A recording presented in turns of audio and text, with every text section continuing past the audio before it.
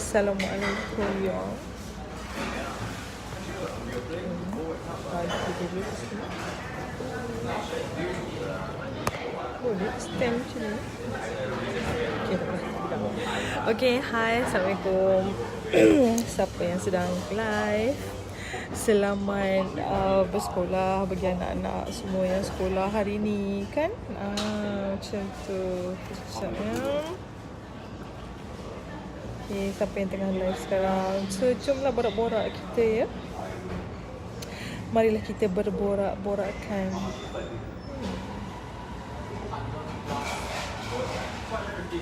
Saya sekarang ni berada dekat mana? Saya berada di Starbucks di namanya apa ni ya? Lingkaran Karak.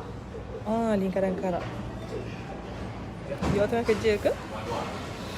Hai semua, hai, Assalamualaikum. So hari ni sebenarnya saya nak share tips saya nak share beberapa tips yang mungkin membantu katakan semua. So sebelum saya share tips tu, kotlah ada you all nak tanya apa-apa ke kan? Sambil-sambil minum, cukup minum you all. Alright. You tengah kerja ke ni? Hai semua, thank you for watching. Walaupun kata ni tengah time kerja bagi you all semua kan, tak apalah kan, macam mana gigih juga nak balas. Waalaikumsalam. Hai Nazila. Kamu tak jumpa Nazila? Khabar? Amin. Alright.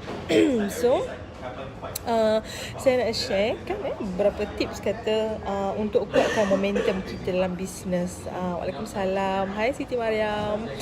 Sebab kita ni orang berniaga. Orang berniaga ni dia perlukan kekuatan, dia perlukan satu momentum kan satu cetusan macam tu, ibarat kata kan baru macam boleh macam meroket. Sebab kita tengok macam kesan bila orang yang ada momentum berniaga ni, dia punya result dia lain tau. Result dia lain. Sebab tu kita perlukan momentum ni, sebab dia akan efek pada banyak benda sebenarnya. Orang tengok kita kan orang akan rasa kan apa yang berada dalam diri kita tu. Itu kesan lah. Mungkin kesan bagi orang yang berada di sekeliling kita daripada momentum apa yang ada dalam badan kita. So daripada kekuatan yang ada dalam badan kita ni kan. So macam mana kita dapat kekuatan macam tu? Sebab bila kita berniaga, benda ni sangat penting.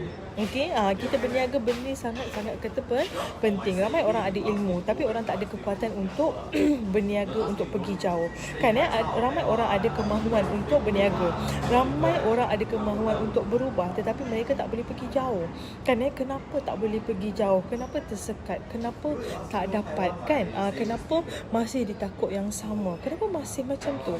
Alright. So sebenarnya ada beberapa benda yang kadang-kadang kita tak ambil kira, atau kita tak rasa benda tu penting. Kita rasa ada tu saja cukup. Kita rasa ada tu saja cukup. So hari ni saya nak share 3 tips ni, insya-Allah mungkin membantu anda. Yang first sekali, orang kata berniaga ni kena ada impian. Yes, itu penting, sangat penting. First sekali wajib ada impian. You jangan sembrono. Sebab macam ni, kalau you tak ada impian, you akan membazir waktu.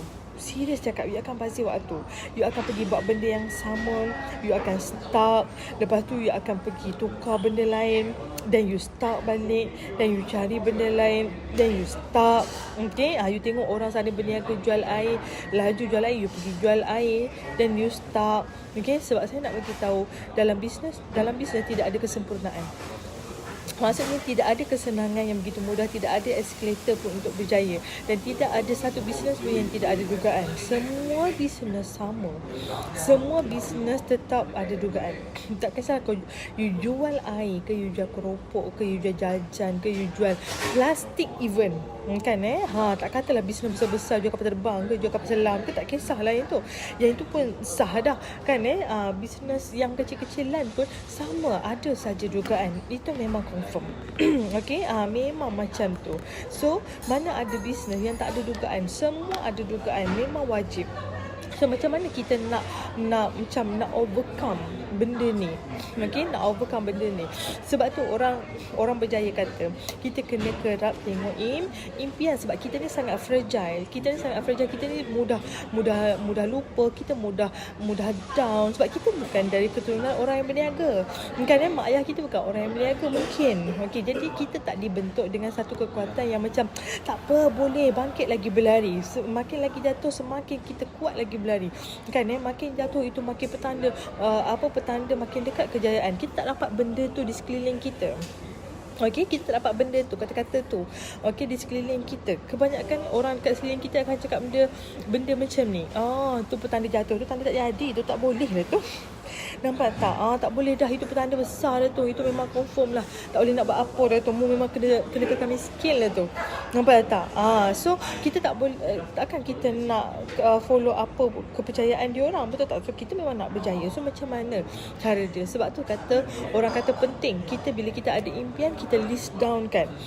Dan kita visualizekan benda ni selalu. Dan sebab tu orang-orang yang berjaya, dia akan buat apa tau?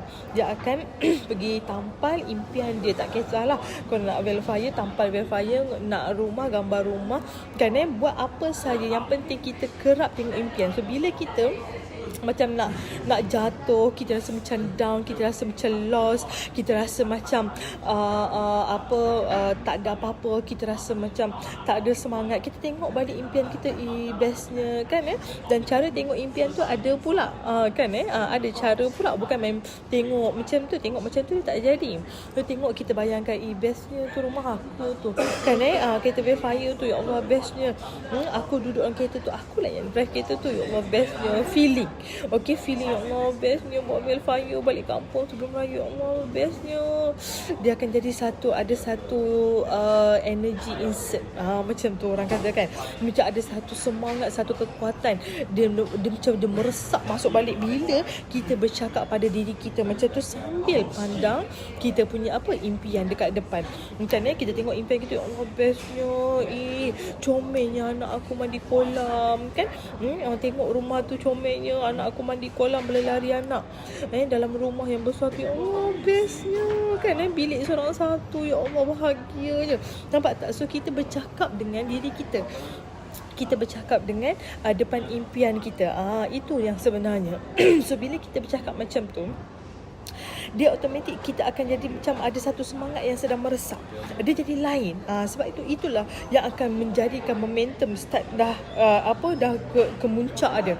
Okey, dah start naik ke muncak. Kita sedang nak tolak diri kita ni untuk meroket. So kita kena feel sampai tahap macam tu. Kalau kita tengok saja fire macam tu je kan, kita tak feel. Tapi bila kita start bercakap dengan diri kita macam tu, dan baru kita feel. Okey, dan baru kita rasa macam yes, I can do it. Yes, I can do it. So aku kena buat. Aku kena buat juga. Aku wajib buat. Nampak tak? Dia akan jadi macam tu. Dia akan jadi kita ni bertindak luar sedar dah. Sampai tahap macam tu, bertindak luar sedar. Sebab tu ada setengah orang, dia sakit macam mana pun disebabkan oleh dia punya impian tu sangat jelas, sangat dia rasa dekat kan. Dia sakit pun dia dah tak rasa dah kan. Itulah ubat kan. Itulah ubat dia. Kemudian yang kedua adalah kita kena ada anjing. Saya suka sebut perkataan anjing. Sebab anjing ni kan dia mengejar kita kan. Kita kena ada anjing dekat belakang. Okey, so maksudnya anjing tu adalah satu keterdesakan yang melampau. Okey, satu keterdesakan yang melampau yang sedang mengejar kita dekat belakang. Kalau aku tak buat ni, kerana aku sampai mati hidup berhutang. Kan aku hutang aku banyak kan, bank call aku kan sepanjang masa. Kalau aku tak buat ni, sampai mati aku akan hidup susah. Kerana aku tak nak hidup susah. Kalau aku hidup susah kan memang hina lah hidup aku ni. Nampak tak? So kita kena cakap kat diri kita macam tu kan. Bank banyak ni, ya Allah, duit tak ada, saving tak ada, banyak lagi ni hutang nak kena bayar, Allah kan. Bukan stres, tapi ambil tahu, ya Allah hutang banyak hutang banyak ni yang mengejar kat belakang ni, banyak ni tak boleh jadi ni kan. Kalau aku tak buat niaga sungguh-sungguh, kalau aku tak buat betul-betul ni, hutang duk mengejar ni, nampak tak? So kita letakkan benda tu, kita ambil dari sudut benda tu sebagai satu booster, penolak kita. Bukan ambil dan simpan kat sini. Kalau kita ambil benda tu, kita simpan dekat sini, kita jadi stres. Ingat kita punya minda ni ibarat CPU komputer. Okay, CPU kalau rosak, the whole komputer tu tak boleh guna. So that's why kita kena jaga kita punya CPU. Okay, so CPU kita jaga elok-elok. Hanya sekadar tak ambil tahu, bukan ambil simpan. Okay, aku ada hutang. Oh ya, aku ada hutang. Okay, tak apa dah, letak ke tepi. Okay, bukan hutang. Ya Allah, dahsyat, susah lah, tak boleh buat lah bisnes macam ni sebab hutang. Memanglah kalau dah kaya tak ada hutang, kita tak berniaga dah.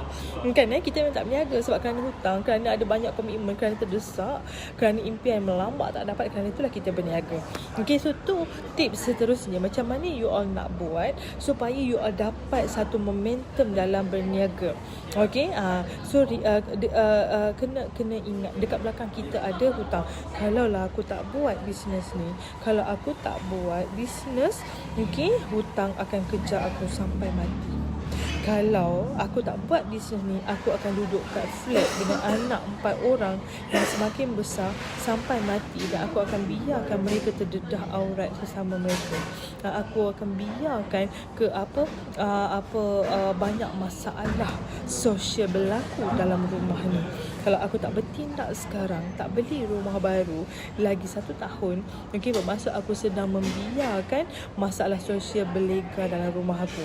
Inilah anjing. Okay, inilah anjing yang sebenarnya boleh menolak you untuk terus pergi berniaga besar. Okay, dan tips yang ketiga, sentiasa raikan diri kita. Okay, raikan diri kita kan, sekecil-kecil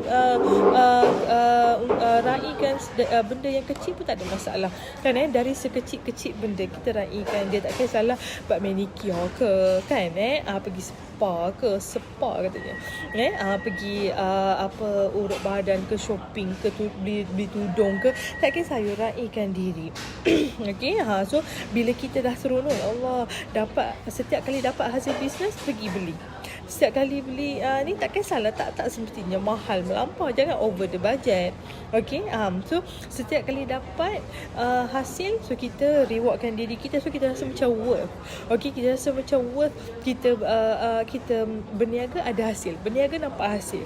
Okay, kalau kita berniaga dapat 5,000 semua bayar hutang, dan kita akan stress kan, saving tak ada, shopping tak ada kan, penat, dapat masa habis, macam kita tak nampak apa-apa. Hutang masih tak habis kan, hutang dia takkan habis. Tetapi bila you rewardkan diri, you rasa macam Allah, syoknya. Setiap kali dapat berniaga kan, dapat hasil, boleh shopping, Allah, bestnya. Nak buat lagi lah. Kali ni aku dah beli tudung dark, contoh kan, tudung dark, so harga RM300. Bulan depan nak try shopping RM600 lah, so ataupun RM1,000. So kita akan double up kita punya result. Of course kita akan double up kita punya action. Nampak tak? Itu cara macam mana you sebenarnya nak dapatkan momentum dalam bisnes. Raikan diri, letak anjing dekat belakang, tengok impian setiap hari. Itu sangat wajib. Alright, so itu adalah antara apa yang saya buat supaya kita sentiasa kekal dengan momentum. Sebab bila kita ada momentum, baru ada dia punya result. Action kita pun sangat orang kata jelas kan, kita punya action pun tak tersekat-sekat. So bila ada action kan, insya-Allah ada result. Okay, so hari ni adalah tu saja simple tips daripada saya. Okay, saya harap ini bermanfaat kepada anda yang mungkin baru berniaga. Okay, so follow sebaiknya dan share jika anda rasa ini baik bagi yang sahabat-sahabat lain. Alright, so thank you for watching. Okay, bye. Assalamualaikum.